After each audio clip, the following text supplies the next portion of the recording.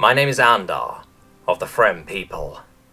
I have been entrusted by my peers to represent them in our relationship with the humans. The humans call me a diplomat. Apparently for us, this is a first contact situation, and they are doing their best to make us feel welcomed in the universe, and not to freak us out.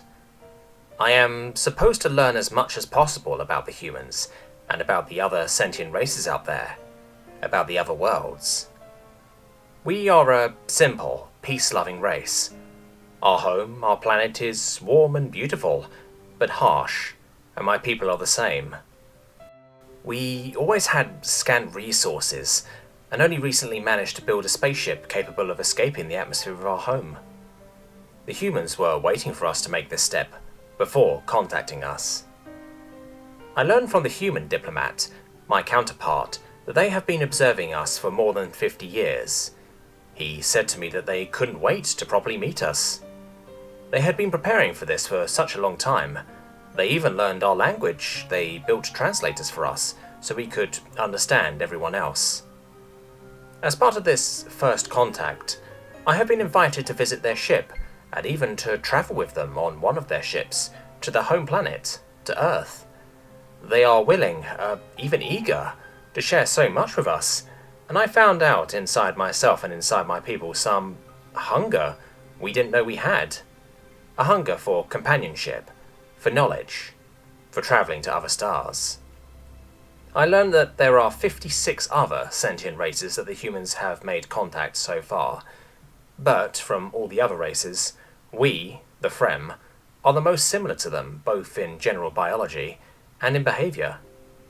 After meeting myself with some other diplomats from other races, I had to agree with the human. I felt more comfortable, more related to the humans. They feel like long-lost brothers. And of course, even if we are mostly similar, it is still obvious that we are different races and there are many things that set us apart. For instance, it is strange the way they talk, the way they express themselves, even when using my own language. They bring expressions from their language, and even if I understand the words, the meaning, they still sound strange to me, and I find myself constantly asking for clarifications. And this is the first thing I came to truly admire about them. They are like poets, every one of them. The simplicity of my language does not deter them. For them, the words always have more meaning than just the meaning of it in the dictionary.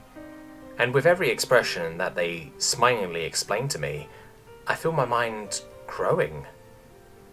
The human diplomat is ever so attentive around me, takes such care in using simple words and expressions, with clear meaning as to avoid confusion. It is very polite of him, but I honestly enjoy much more the carefree attitude and language of the rest of the crew. It just feels more free and more honest. By the way, another human expression I learned to use, for some reason, even if I clearly stated the name of my people as the Frem. Even if the diplomats always refer to us correctly, the rest of the human crew calls us Freeman. I asked John, one of the crew member that is assigned to accompany me around the ship, why do they call us that? He said that long ago, when humanity was not capable of travelling between stars, they dreamed and imagined of other planets, other people in the universe. And someone, one of their dreamers, wrote some fiction books about a planet covered in golden sands, home to a people called Freemen. Coming from the words free men. And because my own planet was mostly covered in sandy deserts, and because we were calling ourselves Frem, John said it is virtually impossible for him to refer to us in any other way. Did I mention that the humans love to exaggerate? At first it felt strange, but after a while I felt proud of the name. After all, it meant free men. It just sounded right. And the reactions you get when meeting a human for the first time and telling them you are a freeman, it is, as humans say, priceless. I swear you can see their eyes widening and starting to sparkle. Oh, but let me tell you about that one time that my eyes widened and started to sparkle. The trip to Earth took about a week.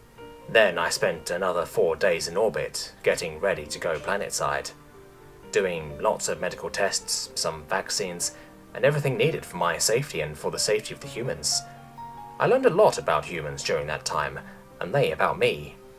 I dare say that I even made a lot of friends in the crew.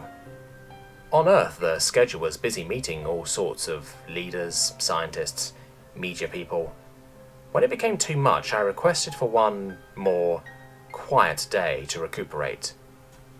John proposed to take me on a walk to see the nature somewhere near the camp we were stationed. Just me and him. And of course the security team that will make sure our path is clear, but John assured me we will not even see them. Of course I agreed, looking forward to get out and feel the planet more hands-on. That evening I had dinner in the mess hall with John, and he was preparing me for our hike, as he called it, checking some things on the list he made, with things necessary for the trip, like boots, food, water, and so on. At some point I noticed he stopped talking, and his eyes were fixed on something somewhere to my right, and he had a strange little smile on his face. I followed his gaze and saw he was looking at Miss Tanaka, one of the medics. I also smiled and commented, "So, this is what sexual attraction looks for humans. Huh. I guess we're quite similar in that regard." John quickly lowered his gaze, blushing instantly. "Shh, quiet dude, don't embarrass me. I just can't stop looking at her. She's breathtaking." I snorted, amused. "You humans and your expressions. Breathtaking. As if the sight of a female could make you forget to breathe. I take back the remark about being similar in that regard." John's smile now grew wider. "Oh, we will see about that. Don't be so hasty to take that remark back."